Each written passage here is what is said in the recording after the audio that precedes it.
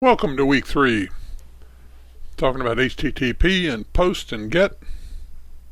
My name is Charles William Bill Marshall.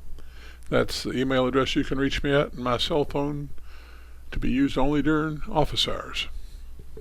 The course is CIT 253. It's a 3-credit hour course, and the title is DataDriven Web Pages. As always, Blackboard is the official way to find assignments and turn in assignments. And if you want supplemental information, it's available at cwmclass.com. Okay, so if we're talking about data-driven web pages, we're going to have to know how to move data, and we do that with page requests to the server. And we've talked about HTTP. What is it? Well, it stands for Hypertext Transfer Protocol, and it was designed to enable communication between clients and servers. And the browser came on after it first got started, but it's been a wonderful improvement, and it's changed the whole world. HTTP works as a request-response protocol between a client and a server. The web browser may be a client, and an application on a computer that is hosted a website would be thought of as the server. And in your case, your Windows 10 machine is both the client and the server, but two different programs running on your Windows 10 machine are fulfilling the two roles. An example of a client browser submits an HTTP request to the server. Then the server returns a response to the client. The response contains the status information about the request and may also contain the requested content. If everything works right, the requested content's going to be there, but it will get something back. Okay, so what are the HTTP methods? We have get, post, put, head, delete, patch, options. Get is used to request data from a specified resource. Get's one of the most common HTTP methods. So if you see a query string, test demo form.php, and then these variables behind it, you know that you've got a get because it's passing data in the URL. This would be the address of the page that you're going for, and this is data that's going to be used. Get's requests can be cached because bandwidth is limited. Many internet providers and facilities and even households have caches on the browser or on the router, trying to have it so if 3 people all request a Google homepage, they all see the same thing, but they don't have to go all the way back to Google to get it. Get requests remain in the browser history. So if you request something and data is passed in the URL, somebody can come by until the browser history is erased and see everything that you requested that's sent up that way. Get requests can be bookmarked. Get requests should never be used for dealing with sensitive data simply because they are in the browser history, and somebody who's just sitting there looking at the screen can see data being passed in the URL up in that title block. Get requests have length restrictions, and you would think you wouldn't run into that, but people have, and that's one of the disadvantages of using get. Get requests are only used to request data, not to modify data. Post methods. Post is used to send data to a server to create and update a resource. The data is sent to the server with a post. It's stored in the request body, so that someplace down the body you're going to see post, where you're going, where the host is, and then the values that you're passing. But that won't be in the browser history. Post is one of the most common HTTP methods. I guess it was the second, but because of security and other things, it's becoming maybe the most common, but it certainly didn't used to be that way. Post requests are never cached. They do not remain in the browser history. and the requests cannot be bookmarked. Post requests have no restrictions on data length. So if we look at a comparison of get versus post, if you have a get button and you press the back, it's harmless because you're working out of cache, so it won't cause any problems. However, a post, the data will be resubmitted, and hopefully the browser will warn you it's getting ready to resubmit it. So for example, if you've had a post transaction to send $5 to a political campaign or $5 to do anything, if you press the back button, you'll send another $5. Bookmarked and cached. We've talked about the gets are bookmarked and cached and the posts are not. Embedded code types and history.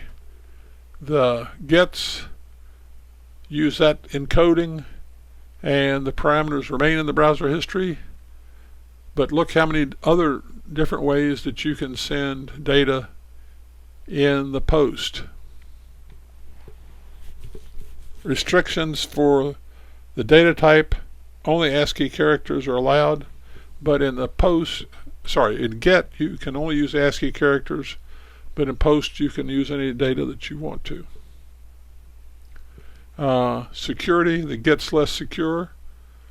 The post is less safe than get because the parameters are not stored in the browser window. The post is a little safer than the get because they aren't stored in the browser window. We're going to later hear about secure SSL certs and so forth, and they make it even better. So if you're running a post request and you're not under SSL cert, you still are not very safe. Visibility. The data is visible to anyone in the URL who can see the URL, and the data is not in the URL on a post. Okay. If you want more details, you can refer to this W3 Schools address and you can get this out of the PowerPoint. So what does it look like? In the HTML, a post looks like a form action, the name of the form, and then you give it a method, a post, or you're going to do it get. We haven't had forms in our HTML yet, so this is a little bit ahead, but the difference between post and get is important for us to get to, and so we have. Last week I asked you for a problem statement, or I actually asked you for one or more problem statements. We're fast approaching the place where you need to narrow down to one. When you think you have the one that you want, you need to talk to me. Problems or class projects problem statements are going to be awarded on first come first served basis. So if you come up with the world's greatest idea, but somebody comes and asks for that exact same idea before you, they will get it and you won't. The problem statement's a concise description of an issue to be addressed or a condition to be improved upon.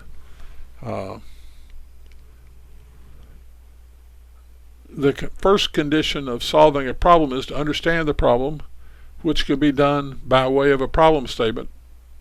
And it's a way that you can, with communication, be sure that what you think you're solving is what the customer thinks you're solving.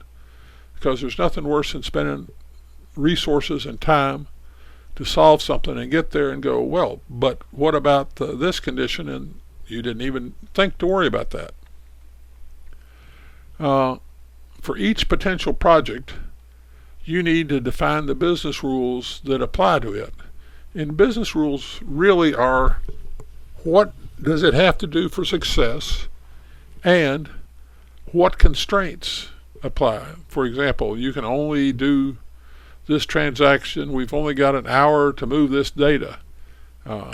So if you find something that moves the data but takes 3 hours, you need to know early going on that that's not acceptable. And so those are the type of things that are business rules. Last week you gave me one or more potential project statements. This week, for each of the ones that are still under consideration, you need to give me your business rules and submit them. and sometime in the next week, maybe worst case 2 weeks, you need to talk to me about, and we can do that in the 15-minute meeting, narrowing down to what project you're going to start on, because these projects will not be done in a day, and you're at the point where you need to start honing in and locking in on a project so that you don't spend time that you don't have working on something that you're not going to get to use for your project. In addition to all that, this week's assignment questions are going to include material covered in the W3 Schools PHP tutorial, specifically starting with the PHP comments section through the PHP superglobals. So I'm not going to talk you through each of these. I think that the tutorials do an excellent job of showing you the concepts, and that's really all we want you to do. My goal is not for you to memorize syntax. You're going to be sitting at a computer with a Google browser available to you, so there's no reason not to Google the syntax of a PHP command if you need it. What I want you to do is understand the concepts of what's possible, so that when we get into talking about data for web pages, these are the tools you're going to use to craft the project that you're going to do. The address for this tutorial is here, and again, you can get that by just downloading the PowerPoint and cut and paste it. Alright, so that's HTTP post and get, the last presentation of week 3 for CIT 253, which is a 3-hour course on data-driven web pages. If you have any questions, please contact me at that email address, and I look forward to your comments on how we can improve this. Thank you.